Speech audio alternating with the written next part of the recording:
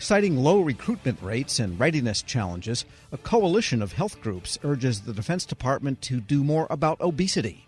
They tell Defense Secretary Lloyd Austin that leadership needs system-wide recognition of what it calls an obesity epidemic. For the latest, we turn to the American Security Project's Courtney Manning. Courtney, good to have you back. Good morning, Tom. Great to be back. And in this letter to Secretary Austin, you're saying that obesity is an existential threat to the U.S. military. Since we last spoke, it sounds like not much has changed, really. Unfortunately, things have only gotten worse. When we last spoke, the U.S. military's Armed Active Duty Division was around 21% of service members having obesity. Now that number is at 22, possibly even 23%. So, yeah, things haven't gotten better.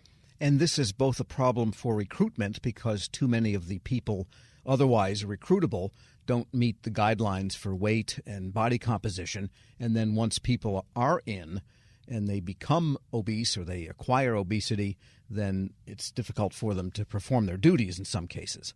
Right. So when we say 22%, that's already shocking to some people, but other people say, well, 22% doesn't seem existential. What becomes existential is seeing the downstream effects that obesity and the lack of treatment of obesity has on recruiting, retention, and readiness. So beyond just the disease itself and how it impacts service members, we're seeing a big effect on who is able to join our military, who is able to stay in our military, and then when those individuals leave service, who they tell to sign up for or not sign up for the military based on their own experiences. I guess 22% doesn't sound bad if you go to Disneyland, where it looks like 85%, but that's, the American population. But this letter to Secretary Austin, you've got a lot of signatories, so this seems to be a widespread concern among ethnically based or racially based health groups and also just groups concerned with the issue as a public health problem. Yeah, so we have American veterans signed on. We're the largest veteran service organization, and I've spoken with several members of the Military Coalition, which is a group of VSOs, veteran service organizations, and MSOs, military service organizations, about this issue. And it's controversial for the reasons you might expect. Weight loss and gain is a deeply personal issue. And even though we have the science today to be able to identify and treat it at a level we never have before, getting people to overcome those hurdles in believing that weight loss has to do mostly with willpower, right? That you just need to toughen up. The high prevalence of obesity in the military demonstrates that's not always the case, because you can have the most regimented, strong mentally and physically individuals in our country, and they're still struggling with this. So it's really been encouraging to see how many organizations came back to us when we reached out to them and said, we've been saying this for so long. We really need to make some changes, because the way that civilians are able to access obesity identification and treatment right now far exceeds, both in scope, scale, and quality, the care that our military service members are receiving. And that's really unacceptable.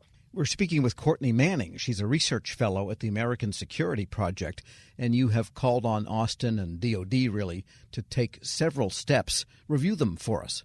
So we have 5 main goals for the Department of Defense, some of which may already be happening internally, but we want to make sure that they are being public and coming to light, because a lot of these internal initiatives that the DoD might be running aren't as public as I think we need to have them in order to gain momentum behind them and show our support for helping our service members reach greater healthcare access. So the first one is a full review of obesity identification and treatment guidelines within the Department of Defense. We need better statistics on treatment approvals, denials, and appeals for existing treatment options. From what we can find on our own side and with working with RARE, the Walter Reed Army Institute of Research, utilization of, for example, anti-obesity medications, which is just one treatment option, is 0.04 to 0.05%.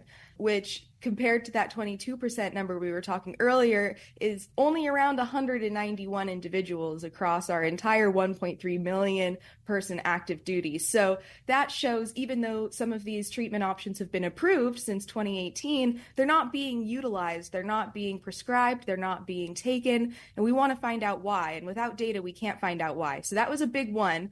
Number two is that we need to recognize obesity as a chronic disease that can be treated while in service. Similar to any other mental or physical health concern, we shouldn't be kicking people out just because they don't meet an arbitrary weight standard and then not helping them return to a healthy weight.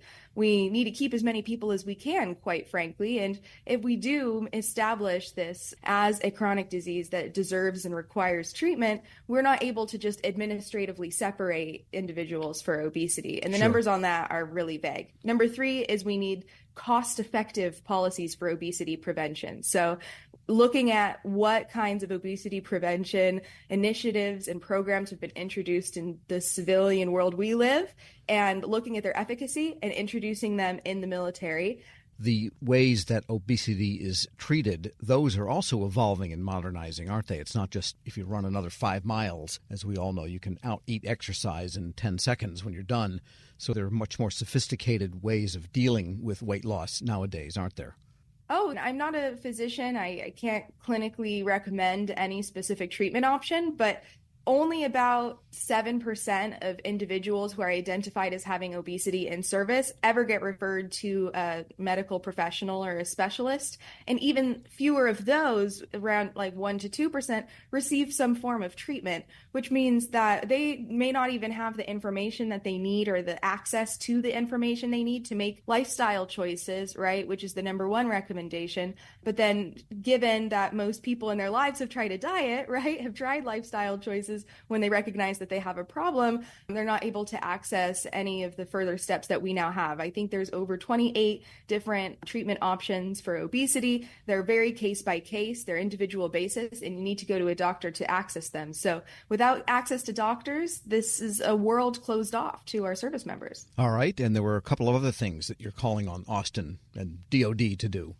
Yeah, we'd like to establish early intervention, not just for obesity, but for overweight as well for all service members, because when we end up spending $1.8 million on a service member who has obesity over the course of their lifetime, meeting them at the point that maybe they've already been separated, they've already been struggling with this for many years, maybe they have a comorbidity like a heart disease, high prevalence of stroke or cardiac issues, we have liver disease, a much harder time treating them. And the Department of Defense spends more on treating obesity and its comorbidities than it does on pretty much any other healthcare problem that we see in service. And if we catch them early when they're first starting to become overweight, or maybe they're just on the cusp of having obesity, that's when we can make the biggest impact in their life. For as little as $30, we can provide obesity treatments that stave off all of these horrible comorbidities that may not arise 10, 15 years later. Last thing we want is greater access to food and nutrition practitioners and obesity specialists, really. So having just that first meeting with a prescriber or someone who's able and qualified to assist, not in a uncredentialed, see my sister, she sells this great diet supplement, you'd love her, but an actual obesity specialist or a credentialed medical professional. If you're super fit and it was a mistake and actually you're buff and you're healthy, that's fantastic. That meeting shouldn't take longer than 15 minutes, right? It's an in and out process to get your blood pressure checked, to get a physical, once over by a doctor, identify any potential health effects, and then let that person on their way. But usually if we are able to provide that specialized expertise, we can prevent some of these effects later on in a service member's life. And the cost to the health system and to Veterans Affairs later on down the line, we should probably add. Any response yet? Have you gotten any word from the Pentagon or anybody that, we want to do something about this?